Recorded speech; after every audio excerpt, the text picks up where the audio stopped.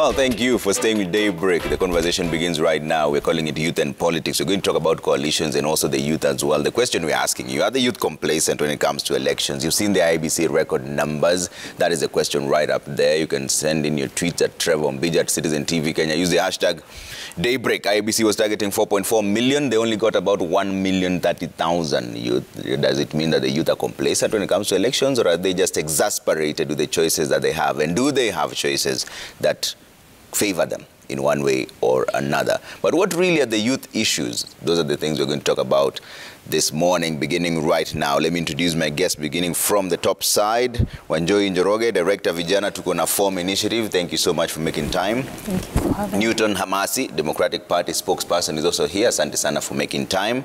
On the lower end there, we have Kennedy Sankara, National Youth Leader, ANC. Asante sana for making time. And Winnie Mwangi, she's a Chief Officer, Innovation and Enterprise Development at Laikipia County. They have a few initiatives. She'll be talking to us about those initiatives and how they have worked in favor of the young people. But Wanjohi, I'll start with you on this. So when you saw the IBC numbers coming through, and I know you deal with young people a lot, what came to your mind? Are the youth complacent when it comes to elections, or are they just tired of the choices that they have?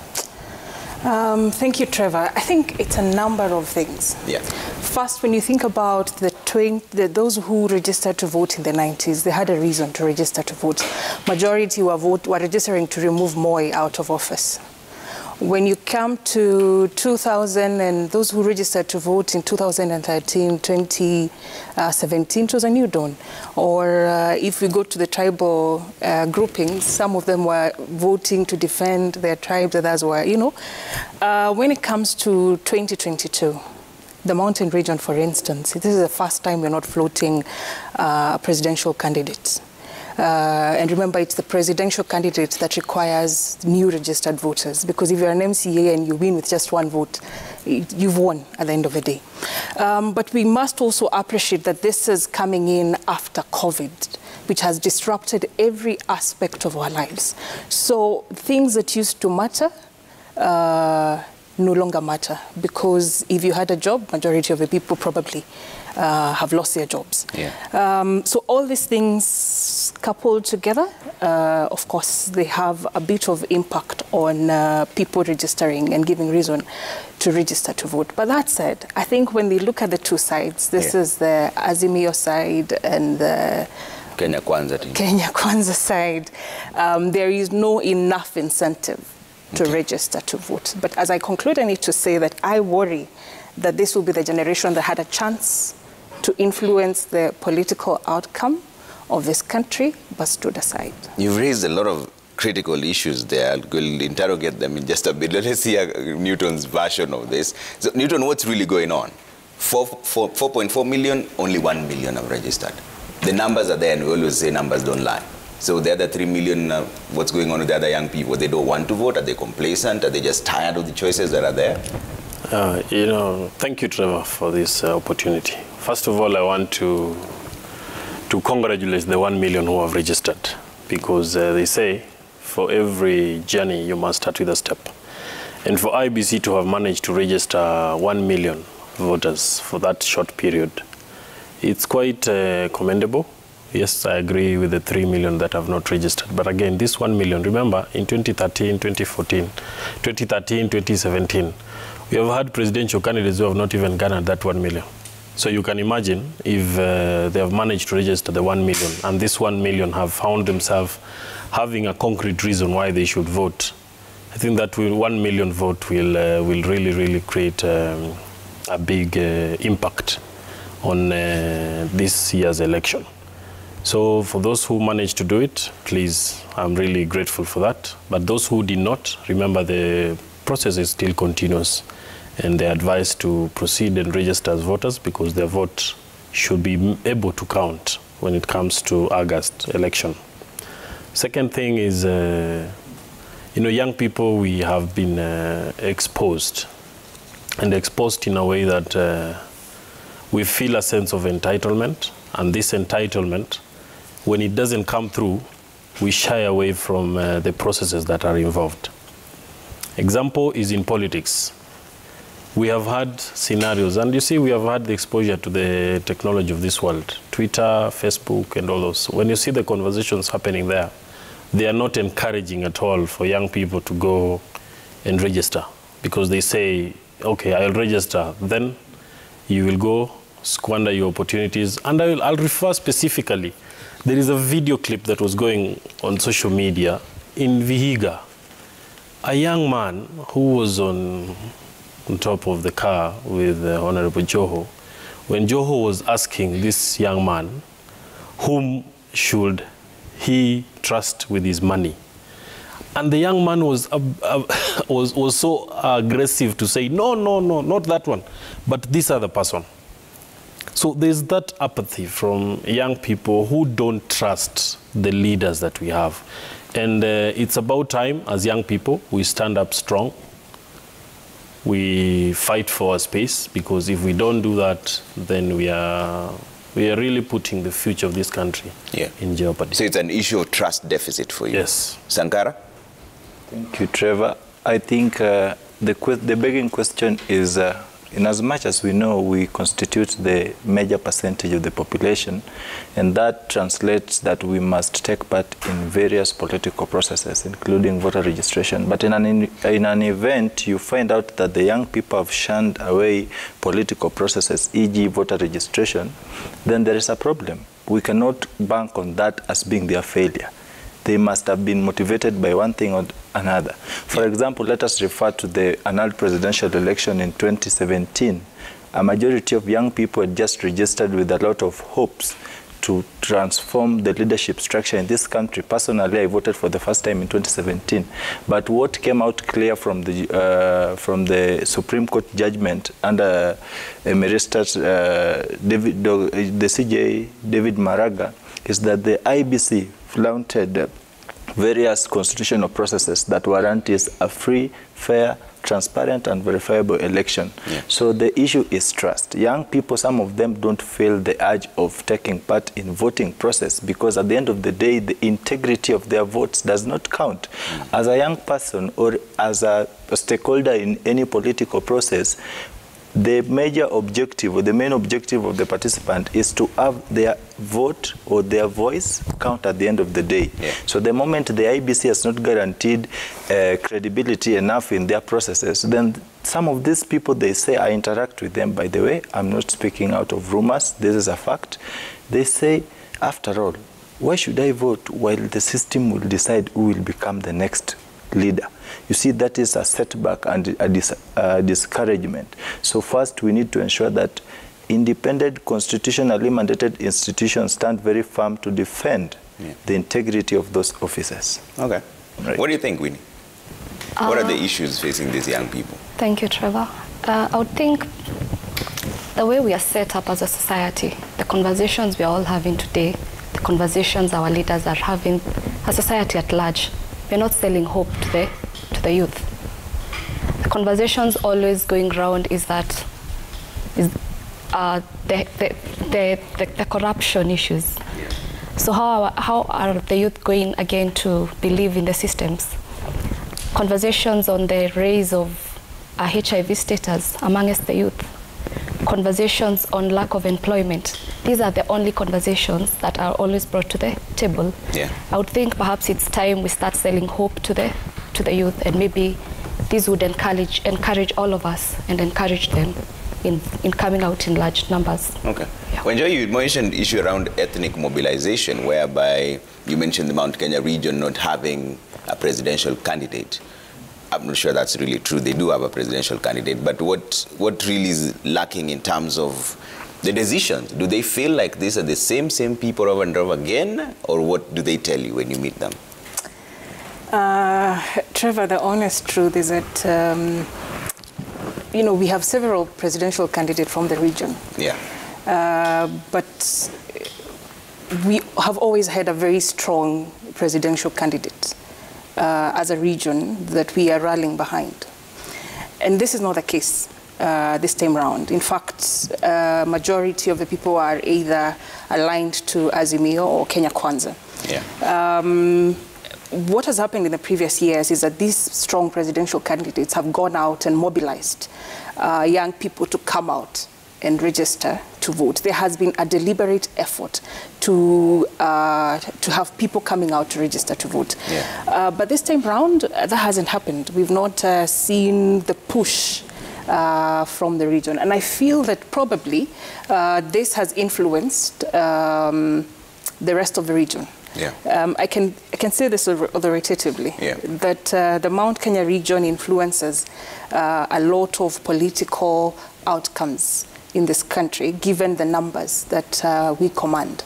And so over the years, I think that has influenced voter mobilization. Because when you think about the 90s, we in the Central region were working extremely hard, and the rest of the country, to remove Moi. And so that became our motivation. And every day, our parents would remind us that, you know, we have to wake up and go and register to vote because we need a new government. I want to say this, it's true, but it's not good, but it's the truth, you know. The other times you're told, come out and defend our leadership. So this is not there anymore. And I feel that has largely contributed to the voter mobilization, but that's not the only reason, but it is a key contributor. Yeah. Sankara, do you agree with that? Because you see the ethnicity, is it still an issue for young people today? As a young person, I don't believe in ethnic cocoons, and that's why you find I'm a Luo, I'm in Kenya Kwanza. As young people, the challenges or the frustrations we come across this country does not recognize our ethnic diversities. Whether you are a Luo, whether you are a Kikuyu, whether you are a Luya, the challenges that come across the bureaucratic system cuts across. It doesn't matter where you come from. So the matter or the issue of ethnicity, I think there are people who believe that we are still ethnic. But to me, I don't believe. I've interacted with several youths from various regions in this country, and I can attest to the fact that we are beyond that. Newton, is that true? Because there's a difference between what people say in public and the actual thoughts. Political correctness. Yeah. Trevor, in this country we are really suffering from tribalism. And from where I sit and on previous communications that I've done, is I've wished and prayed that as a country, we focus on quality leadership. Leadership that is guided by principle, and not just leadership that is guided by tribal affiliations. I am happy to hear my sister say that yes, Mount Kenya doesn't have a candidate. It is true, Mount Kenya doesn't have a candidate. But the truth behind it is, there is a candidate called Justin Muturi from the region who is qualified, right? And I agree, we should not say that Mount Kenya has a candidate, the Luo Nyanza has a candidate, the Rift Valley has a candidate. But we should rather say, as a country, we have 3 or 4 presidential candidates who have these qualities, but not regionalize those presidential candidates. And where we are going as a country, I look forward to having a country where we have presented this candidate, not because of their tribal cocoons or affiliations. I agree with my friend here. As young people, let us move away and shun these tribal groupings. I am glad he mentioned he's from Nyanza, but he's in Kenya Kwanza. I am from Western, and my affiliation is towards Justin Muturi, who is a presidential candidate, whom from my own review, I see a candidate who can transform this country. Yeah. Not because he does not come or he comes from my region is when I can support him. The moment young people we start interacting on that particular level of quality of leadership or the principles of leadership, then as a young people we are going to secure the future of this country. Yeah. Winnie, how do we deal with this ethnic mobilization and the ethnicity question? Because it seems it's something that is still boiling in the surface. We just don't talk about it outrightly. I think it should start with such conversations. Our leaders speaking the truth, telling the youth as it is. But I think also we have come a long way as a country. When it matters ethnicity, we have come a long way, because we see a lot of intermarriages.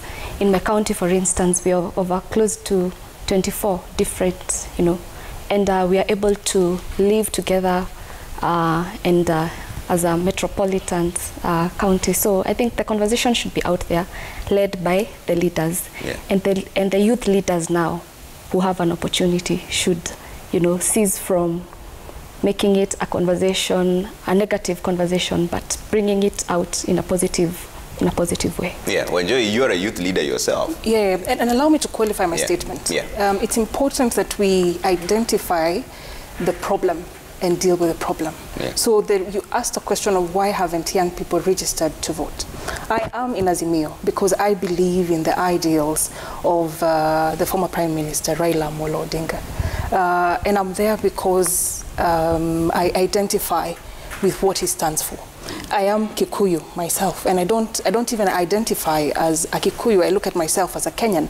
And I agree totally that it is us, we the young people, who are going to bring the change. Initially, IEBC was targeting 6 million unregistered voters. These are not just numbers, Trevor. This is power, massive power. And I keep saying to them, because I interact with them every day, I keep saying to them that we have the ability of even forming our own government. Because imagine 6 million unregistered voters. If they were to register to vote, we would easily form our own government. We would easily have our own presidential candidate. So this is massive power. But I would not want us to bury our heads in the sand and refuse to address the issues as they are. Yeah, but that's the main issue there we're talking about. If they galvanize themselves, is it that the common challenges are not enough to galvanize the youth, or what else makes them not come together?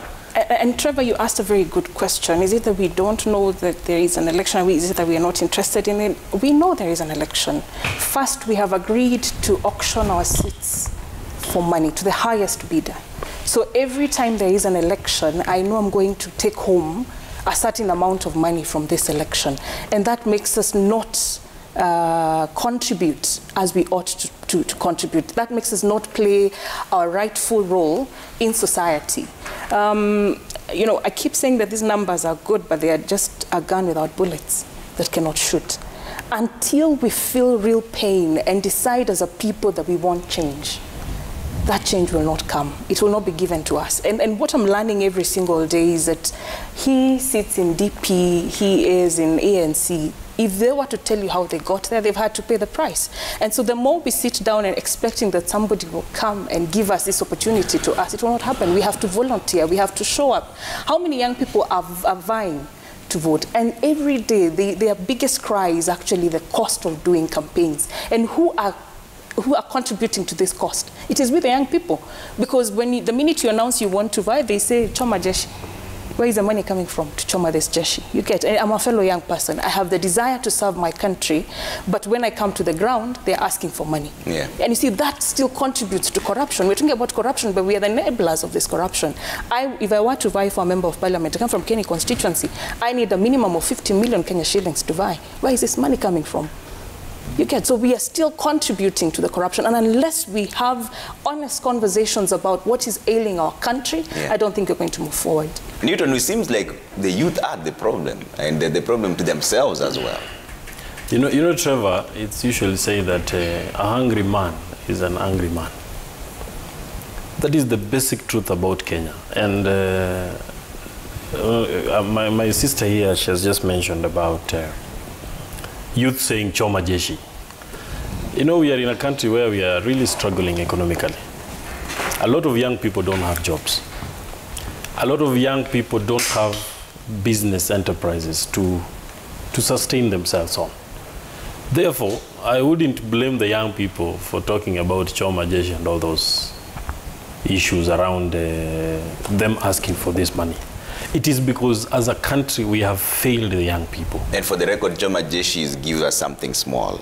Yes, something small. Yeah. Not violence. It's not a direct meaning of that. Exactly. These young people have learned it is just give us something small. Yeah. And the moment we, as a country, we build an economy that empowers these young people. And where I sit, I've always said, don't look for employment. Create these opportunities by yourself. But again, when you create these opportunities, you realize that you get to a point where your opportunities are being strained Yeah. by maybe the tax laws that we have in this country. They're being strained by the county regulations that we have in this country. You find a young person, has an inspiration Yeah. or a motivation to start an idea. But when this idea starts, it fails within 5 years or less. And at that moment, this young person becomes disillusioned.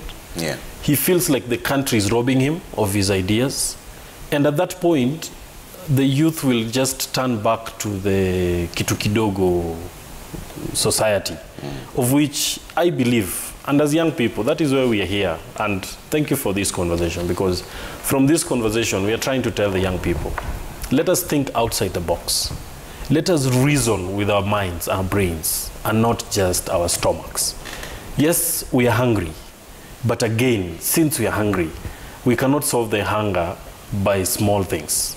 We need to solve this hunger with visionary ideas. Yeah. And as a country, let us have a government that sustains and assures as young people.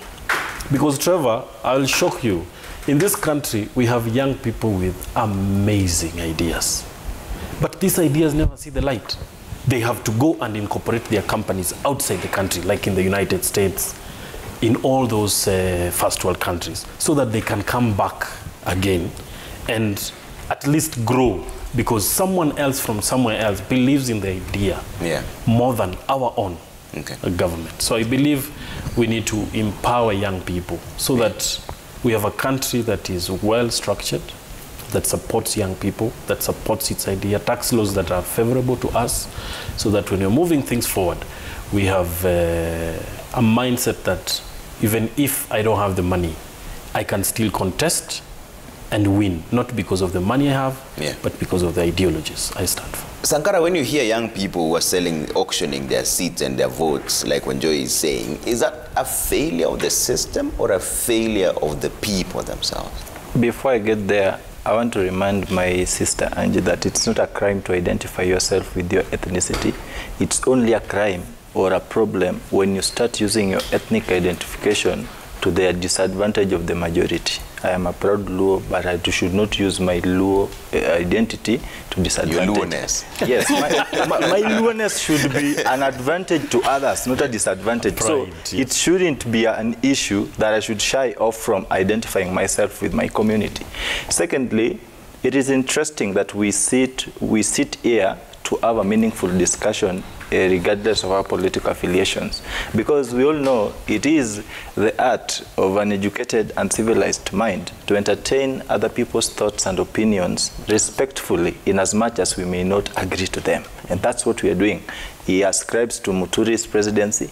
I, as a Kenya Kwanza adherent, under the coalition that we have, the UDA-ANC merger or coalition, it is an ideology that is aimed at having a cohesive country, tranquility, and national unity.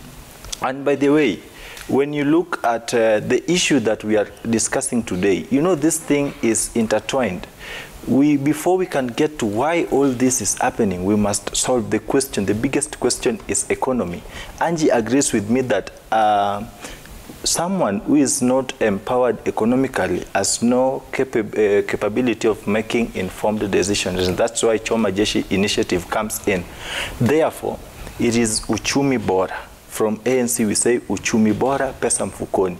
We know there is a lot of money in this treasury, but we want to tell you how that money is going to move from the treasury into your pocket. Because someone who cannot sustain himself or herself economically can easily or will be gullible for the 50 bob from Mheshimiwa. And that is where we come to as a bridging gap. We believe that when we have an economy, by the way, you know today, and I call it economic banditry, you look at the government expenditure today, borrowing, our debt ceiling has exceeded the margins. And when you borrowing to finance capital projects that have no foreseeable intermediate returns and sustainable employment creation is tantamount to economic banditry. Why are you borrowing a lot? And the people who you are borrowing for cannot even sustain the borrowing debt that you are bringing across. Look at in Kenya in 2012, June, we had a debt of around 1.6 billion. On June 2021, our debt hit 7 point something. Today, we are talking of a debt margin where if we collect tax, 100 shillings, you find that 70 bob is being used to repay taxes. And the government expenditure has always been based on recurrent expenditure. We even borrow to bail out loans, and we are borrowing also to pay salaries. Where are we headed? We must ensure that we create an enabling environment, because it is from this environment that someone, look at, take an example of countries, developed countries like the United States and the UK, calling a political rally on a midday, on a weekday. You'll have yourself in that rally. Why? People are seriously engaged. But my Azimio brothers and sisters will believe that when Raila calls huge crowds on Uhuru Park on a weekday, then that is a sign of love. That is a sign of desperation. And Kenya Kwanza is not doing the same thing. I just use Raila as an example. He has always bragged that he has the people calling people at Uhuru Park. That is desperation.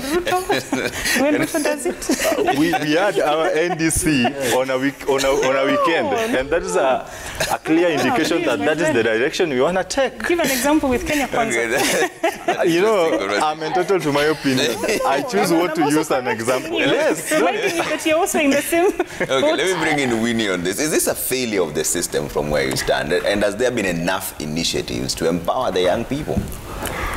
I think before I even answer your question, I love where this conversation is headed, and I'm privileged to be sitting with, youth leaders. Politicians. Yeah, politicians. One of the, I would like to challenge all of you, because you're in different affiliations. To what extent are you involved in decision making when it comes to these conversations? Okay. For instance, the economic conversation. There is the bottom up. There is what's the name of the other one? Uchumi Bora, all those. To what extent you as the youth are you involved in these conversations? For instance, I would think he mentioned how it's difficult for a youth to run a business in this country. Yes, it is. It is expensive. But what are systems doing? Let me speak of Laikipia, where I come from.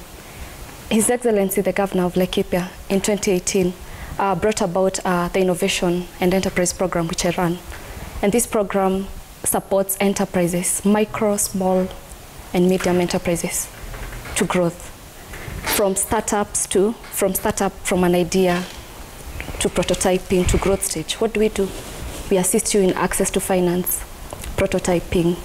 We assist you in the testing, whatever kind of intervention you need for a business. We are able to assist. We link you to various partners that assist you in growth. So we believe in ideas. And we are supporting 1,633 enterprises. Out of that, I must say 21% are youth. Over 365 are Laikipian youths, because we support, SMEs from Laikipia. And we have success stories. So it's about systems believing in ideas, like she mentioned, and facilitating the process. And it's happened through our program, so it's doable. Okay. And by the way, let me just pick it up. Yeah. You've questioned how involved are we in the economic conversation, and that's a question you should direct to my sister and here. I will answer. Like just a minute, yes, it's my time. Yes, how involved are we in that process? When you talk of giving 6,000 incentive to to youths, like today, you stay in a house rent worth 10,000, then they want to give you 6,000. You want to wait upon that to be your source of income. I mean, how are you involved in that process? How did you arrive at that 6,000? Just to wrap up and answer the question. So I'm requesting you to answer in regards to 6,000. Explain to her. Deflecting the question. Yes. The question will come back to you. Let's hear what you have to say. One of my inspirations to join Azimio was my county, Nyeri. I'm very proud of my county. And we have something we call the Nyeri Professionals Group, we came together to look at what are the issues that are affecting us as Nyeri County. Our voters, our registered voters are about 500,000. We are a little bit shy of 500,000. And so if we are going to negotiate with any presidential candidate or any leaders, how are you going to address our issues? This group has young people like myself and also people who are older than us. And when we get into the room, it's not about your age. It's about what are you bringing to the table. We've hosted Honorable Raila for a dinner at the Golf Club in Nyeri to discuss the same. We had a meeting with Raila at the University of Nairobi to discuss issues affecting youth in the region. He asked me about 6,000. And Trevor, you know, when I hear people challenging 6,000, I admire their privilege. People have been disrupted. Livelihoods have been disrupted by COVID-19. And majority of us young people, we're just starting families and you've just been fired from work. The money targets households and it's meant to cushion young families from, it's not a permanent solution, but it's supposed to cushion. And anybody who wants to resuscitate this, the economy, they also have to give a stimulus package to businesses. And that's the truth. Governments do not create employment. It is enabling environments that allow businesses to thrive, that attract foreign investment into countries to allow them to thrive. So the 6,000 is meant to cushion, and it's targeting the poor people, people who are truly affected. And for anybody to sit down and ask what can 6,000 do to a family that has just started, I think it's absurd. But that's not the only solution that the Azimio is offering. I am a tech person, and what we do at the Took Off and Affirm initiative, we are setting up youth hubs at the ward level. Because we are talking about digital economies, creating employment for people wherever they are to serve. And we have people who are working in Somaliland, working in Taiwan through coding, teaching how to code to people, to children and students. So it's not the only solution we are giving to young people, but this is just meant to cushion people from the adverse negative. Let's hear from Newton. I'll come to you, Sankara. Let's hear from Newton. Trevor, you know, this conversation are really interesting. One, I don't want to discredit their manifestos or their thoughts or their slogans. But again, if you look at what our friend is saying from the Kenya Kwanza, something they stole from our presidential candidate, they're saying they are removing money from treasury. They're saying they are removing money from treasury to pay some Fukoni. Yeah. That is not the problem this country has. Our sister here, the presidential candidates were like, I'm going to give every unemployed family 6,000. Yes, that is a program that has been done somewhere else. But in developed countries, in stable economies, not like an economy like Kenya. So this, for them, is just a temporary structure of events so that they can be able to clinch power. And the moment they clinch power, we go back to factory reset. That is why I really envy the candidature of Justin. Because one, he's not promising anything. What he's saying is, I just want to come in because this country doesn't lack policies, Trevor. This country has enough resources to sustain all of us.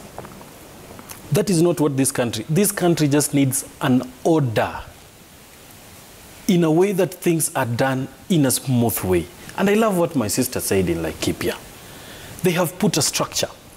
They have put systems. Funding is there. And I'm really happy of 1,300. You said 1,600? 600. Entrepreneurs being supported. This is not because they are being given 6,000 or they pay some Fukoni. It is because the county governor put systems in place. There is order. There is a structure headed by herself. When an idea comes up, it is picked up and it is guarded all the way to fruition. So this country doesn't lack these policies and all that. What we need is just order. Okay. And that is why from where we sit as Democratic Party, we are saying it is integrity, order, and prosperity. The moment you have integrity in these systems, the moment you place order in the way the government is done or in the way activities are done, then prosperity is guaranteed. That is what is making the developed countries like the United, which has in 200 years economy, They have put systems where even if the president dies today, the country will proceed. Go back to the 30%. You know, Trevor, it is so funny that we have the 30% directed to young people. Yeah, that's under the AGPO program. That is under the government AGPO procurement program. opportunities. But I challenge the government. Yeah. If they will do an audit of all the companies that have been awarded those tenders, Trevor, it will be shock on you. Only 1% is young people.